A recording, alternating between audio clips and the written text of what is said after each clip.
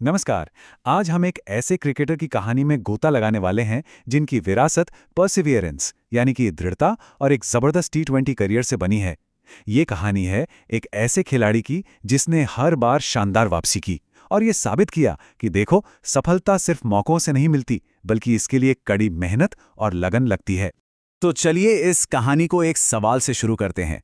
क्या कभी सोचा है कि इंडियन प्रीमियर लीग यानी आईपीएल के इतिहास में चौथा सबसे ज्यादा विकेट लेने वाला गेंदबाज आखिर है कौन? कई बड़े बड़े नाम दिमाग में आ रहे होंगे, लेकिन इसका जवाब शायद थोड़ा चौंकाने वाला है। जी हाँ, वो नाम है पीयूष चावला। एक ऐसा नाम जो शायद हमेशा बड़ी बड़ी सुर्खियों का हिस्सा नहीं रहा, लेकिन जिनका सफर, संघर्ष, वापसी और फिर जबरदस्त कामयाबी की एक सच्ची मिसाल है। सच कहूं तो उनकी कहानी को समझना भारतीय क्रिकेट के एक बहुत जरूरी पहलू को समझना है। ठीक है, तो चलिए अब कहानी में थोड़ा और गहरा उतरते हैं। पीयूष चावला की कहानी की शुरुआत होती है उत्तर प्रदेश के अलीगढ़ से। यहाँ बहुत ही कम उम्र में उनकी प्रतिभा ने, कहना होगा, सबको हैरान करके रख दिया था। और उनकी उड़ान बहुत तेज थी। 2005 में उत्तर प्रदेश के लिए फर्स्ट क्लास डेब्यू किया और ठीक एक साल बाद 2006 में भारत के लिए टेस्ट डेब्यू और फिर उसके अगले ही साल ओडीआई में भी एंट्री। सोचिए, एक टीनेजर के लिए ये कितनी असाधारण उपलब्धि थी। जरा इस नंबर पे गौर कीजिए, 17 साल और 75 दिन। पीयूष चावला ने अपना टेस्ट डेब्यू सिर्फ इतनी सी उम्र में किया था। इस एक आंकड़े ने उन्हें सचिन तेंदुलकर के बाद भारत का दूसरा सबसे युवा टेस्ट क्रिकेटर बना दिया। मतलब ये दिखाता है कि उनका टैलेंट कितना कितना खास था।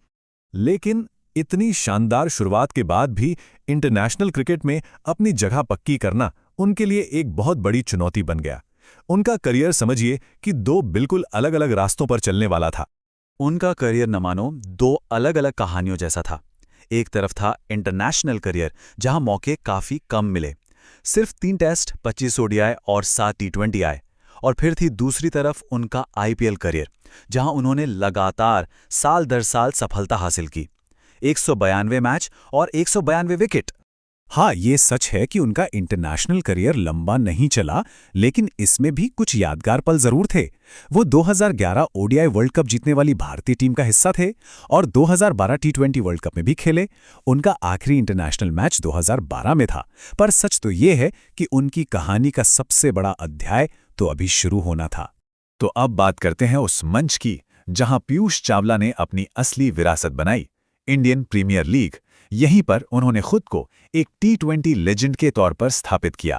उनका आईपीएल का सफर काफी लंबा और अलग अलग टीमों से भरा रहा है। किंग्स 11 पंजाब से शुरुआत हुई, फिर कोलकाता नाइट राइडर्स गए, चेन्नई सुपर किंग्स और फिर मुंबई इंडियंस तक। ये दिखाता है कि एक टी20 स्पेशलिस्ट के तौर पर उनकी मांग हमेशा हमेशा बनी रही। और उनके आईपीएल करियर का सबसे यादगार पल कौन सा था? अरे वो 2014 का फाइनल, जब कोलकाता नाइट राइडर्स को जीत के लिए रनों की जरूरत थी। तब पीयूष चावला ने गेंद से नहीं बल्कि बल्ले से वो विनिंग बाउंड्री लगाकर अपनी टीम को चैंपियन बना दिया। क्या ऐतिहासिक लम्हा था वो। और आखिर में ये संख्या 192 विकेट्स, ये सिर्फ एक आंकड़ा नहीं है। ये आंकड़ा उन्हें आईपीएल इतिहास के सबसे कामयाब गेंदबाजों में से एक बनाता है। ये उनकी कंसिस्टेंसी, उनके स्किल और टी20 फॉर्मेट की उनकी गहरी समझ का सबूत है।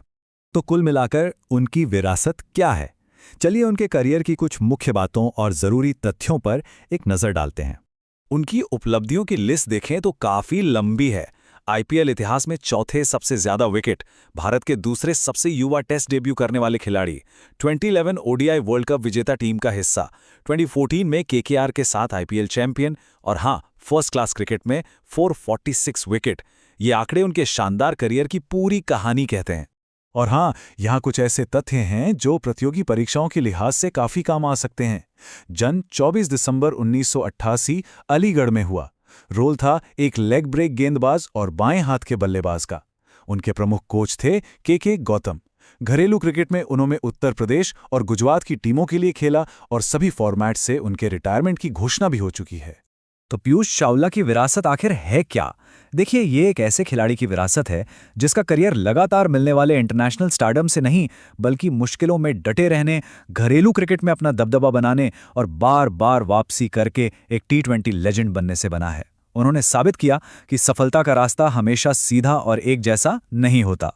और अंत में एक सवाल जो हम सबके लिए है, पीयूष चावला के सफर को देखते हुए क्या लगता है, सफलता पाने के लिए संघर्ष प्रतिभा से ज्यादा जरूरी है? ये एक ऐसा सवाल है जिसका जवाब शायद हर किसी के लिए अलग अलग हो, लेकिन उनकी कहानी हमें इस पर सोचने के लिए जरूर मजबूर करती है।